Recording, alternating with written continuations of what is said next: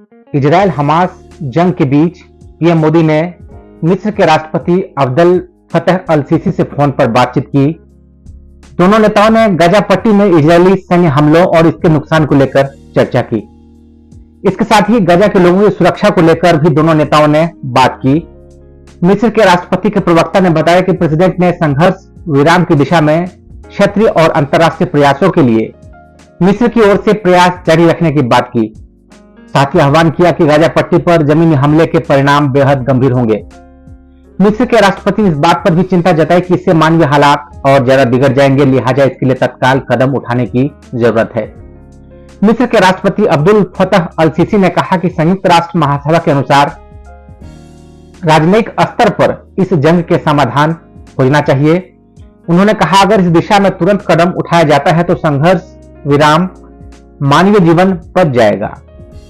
राष्ट्रपति फतह ने कहा कि मानवीय सहायता को तुरंत और बिना किसी रुकावट के हिंसा प्रभावित क्षेत्र में पहुंचाया जाना चाहिए। साथ ही दोनों नेताओं ने मिस्र और भारत के द्विपक्षीय संबंधों और बेहतरीन रणनीतिक साझेदारी पर संतुष्टि जताई। इधर इजरायल के हमलों के बीच गाजा पट्टी का दावा है कि गाजा में मरने वालों की संख्या 7,650 हो गई है। हमास की तरफ से संचालित स्वास्थ्य मंत्रालय ने शनिवार को जारी एक रिपोर्ट में कहा कि 3 सप्ताह पहले गाजा पट्टी पर इजरायल की बमबारी शुरू होने के बाद से गाजा में मरने वालों की संख्या 7,650 हो गई है और 19,450 लोग घायल हुए हैं। वहीं संयुक्त राष्ट्र मानवाधिकार प्रमुख वोल्कर तुर्क ने गाजा पट्टी में बड़े पैमाने पर जमीनी अभियानों के विनाशकारी परिणाम को लेकर चेतावनी दी।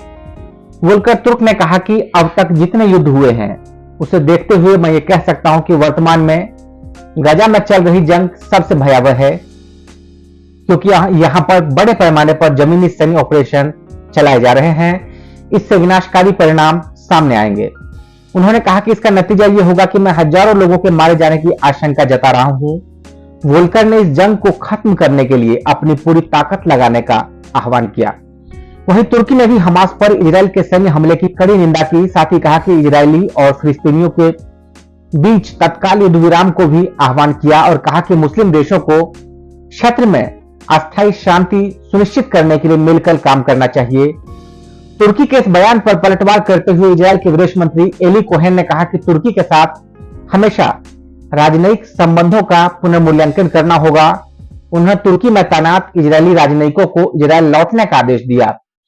पिछले हफ्ते इजरायल ने अपने राजनयिकों को तुर्की से वापस बुला लिया था, क्योंकि तुर्की ने आतंकवादी खतरों के कारण इजरायली नागरिकों को भी देश छोड़ने के लिए कहा था।